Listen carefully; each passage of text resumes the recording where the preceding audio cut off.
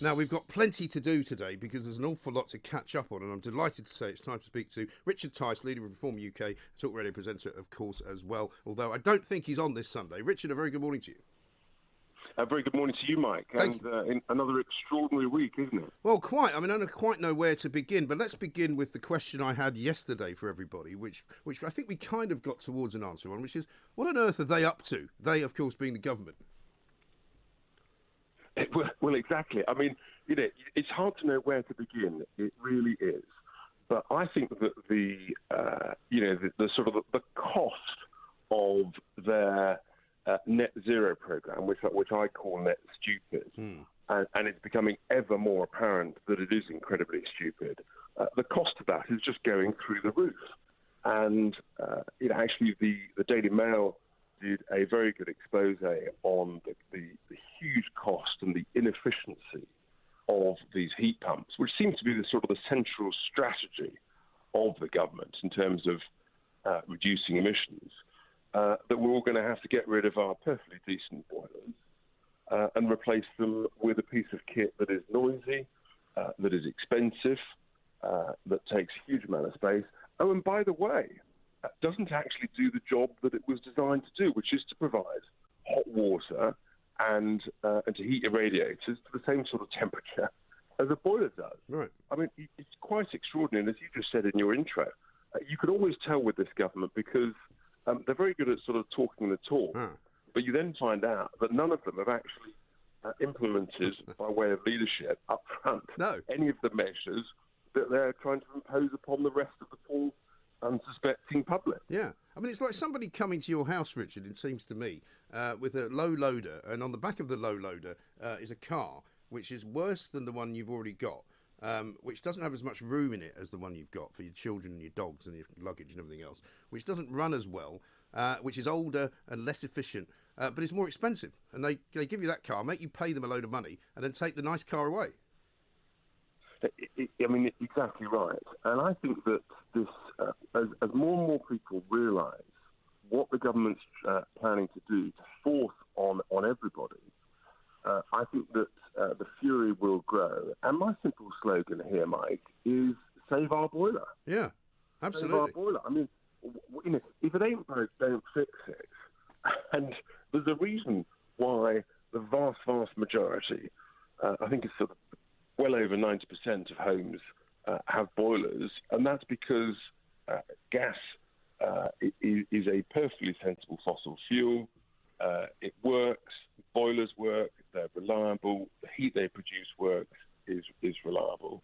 And I just find it extraordinary that, we've got over 50 years worth of cheap, reliable, accessible, what I call golden shale gas, that belongs to all of us and is literally under the feet of those of us, anyone who's in the north of England. And yet we're leaving that there.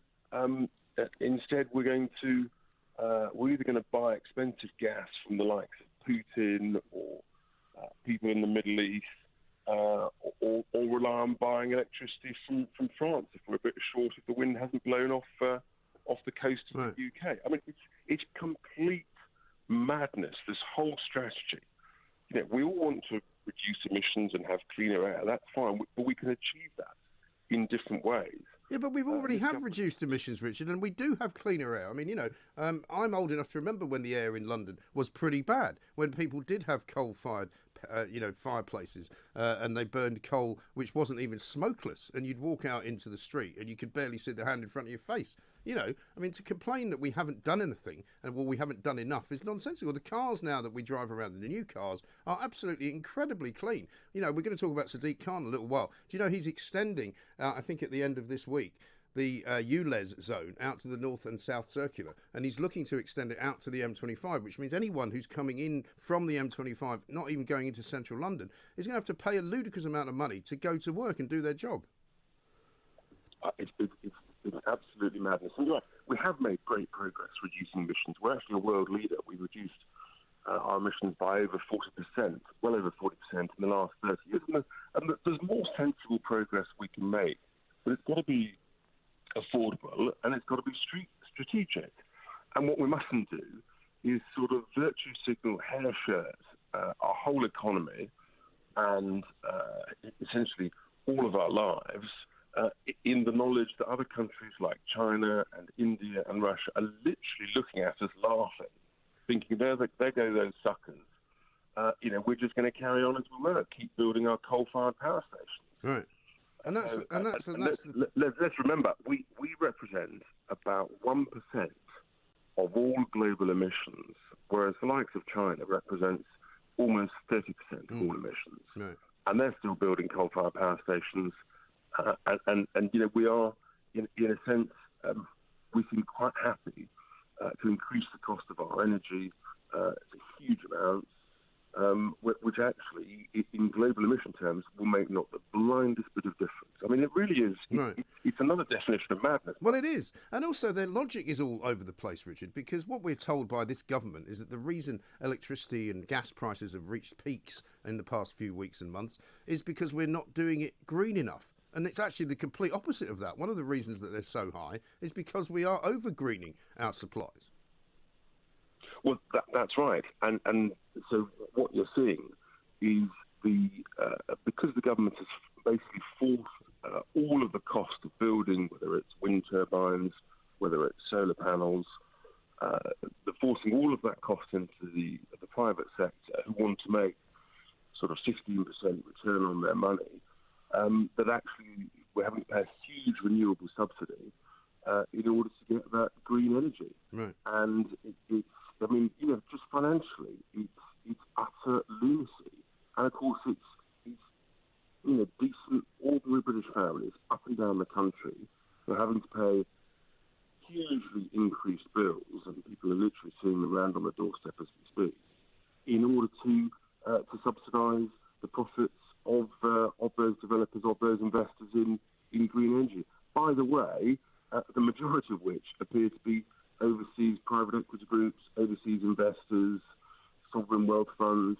So, again, it's just another example of our money going overseas to prop up profits of overseas investors, and that money obviously never coming back again. Yes, and that is, unfortunately, the main focus, of course, of this government's business most of this week, until, of course, the bizarre press conference and the media briefing that Sajid Javid gave out on Wednesday, in which I sat watching thinking, when's he going to say something that's actually newsworthy? Because he didn't say anything that was at all newsworthy, and all it turned into was a sort of a massive promotion for getting the third booster jab.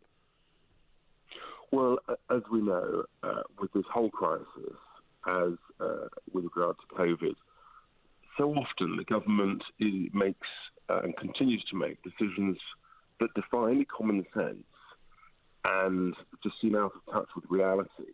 And what I always say is, if you don't understand why they're doing this, follow the money.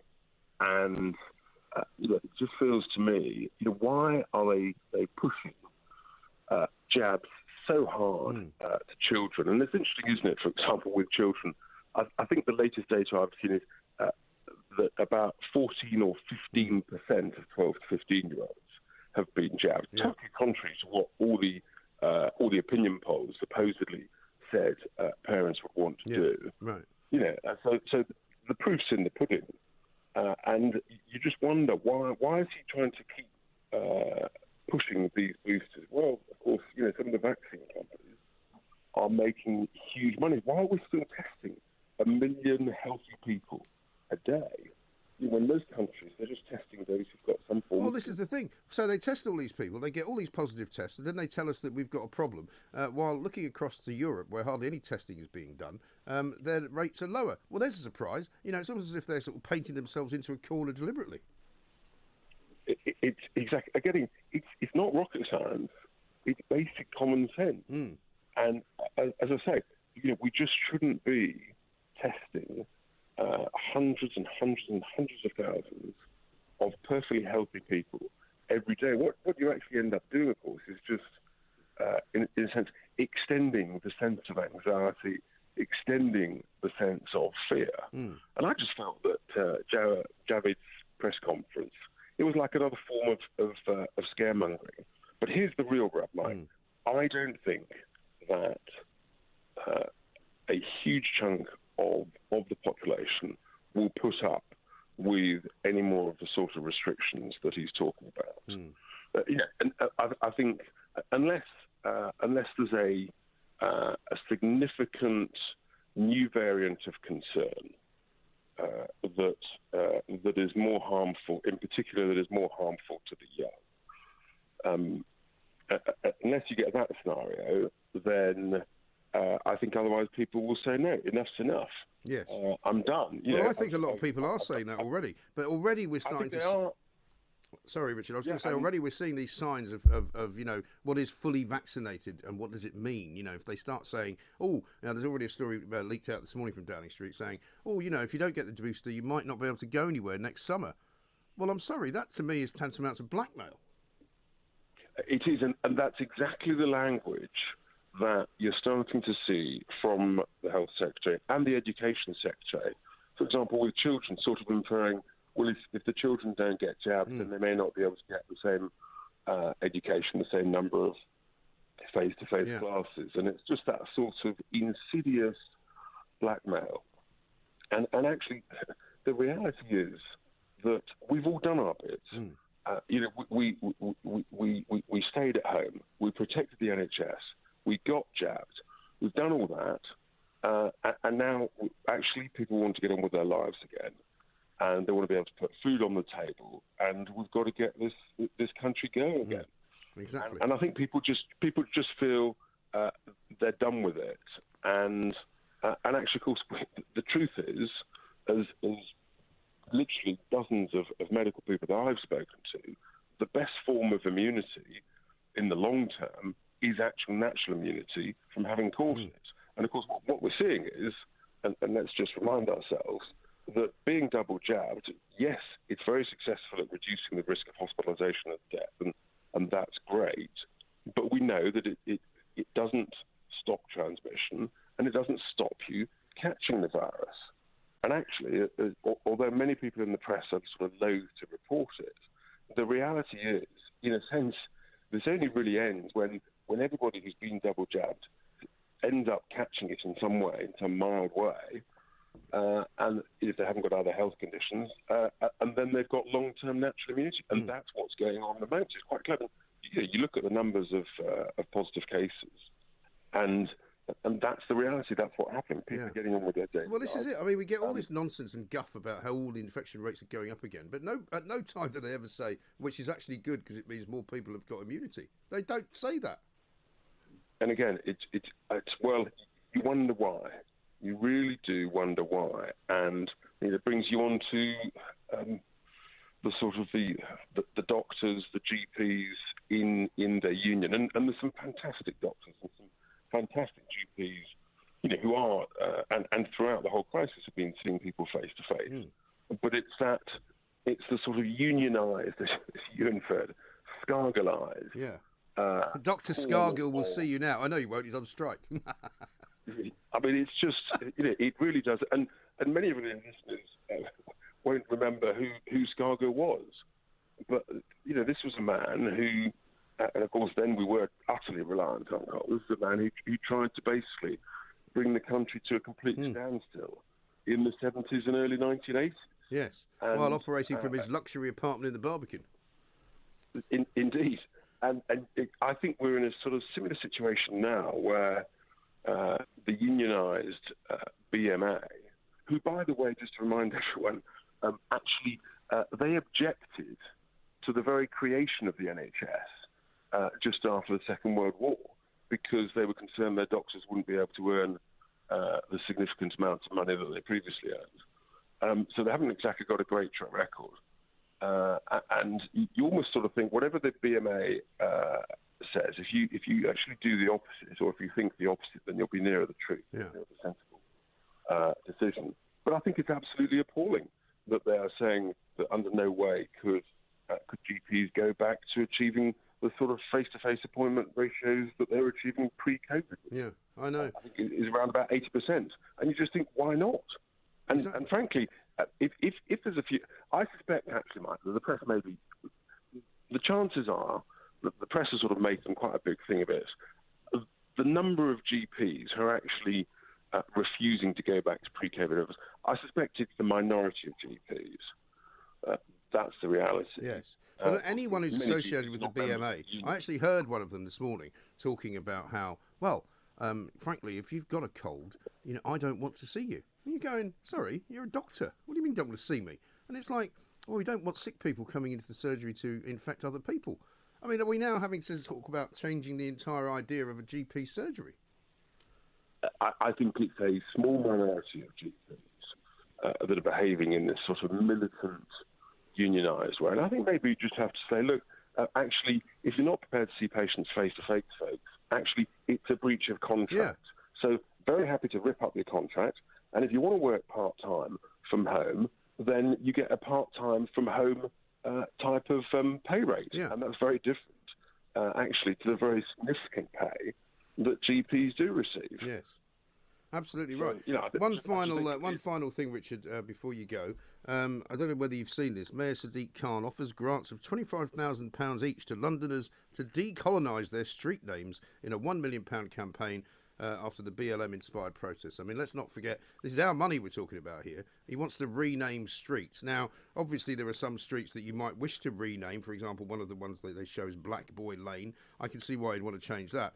But there are other streets named after, for example, a businessman called Milligan Street. I mean, why would you want to change that? I mean, again, so much of what Sadiq Khan does and says, it absolutely beggars belief. This is a man who couldn't even, in his Twitter feed, he couldn't even say that Sir David Amos had been murdered. He said he had passed. He didn't pass. He was brutally murdered doing his surgery. And I just think Sadiq Khan, he just dislikes so much of what is traditionally British, sort of traditional British values. Yeah. And he's always trying to, as you say, to get rid of perfectly decent street names that have been there for decades and decades. And again, if it ain't broke, don't fix it. And yes, there might be some isolated examples, but it's like the statues. He's got this expensive commission to get rid of some statues, and you just think, why?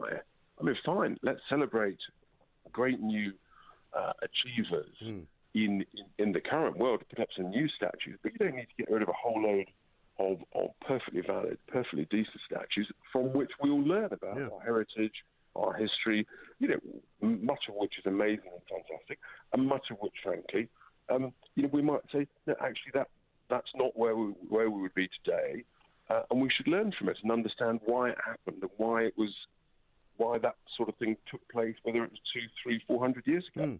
Yeah. Well, listen, there was lots of things that happened. And that's what you learn from. Lots of things happened 400 years ago. I mean, they used to guillotine people in Paris to death.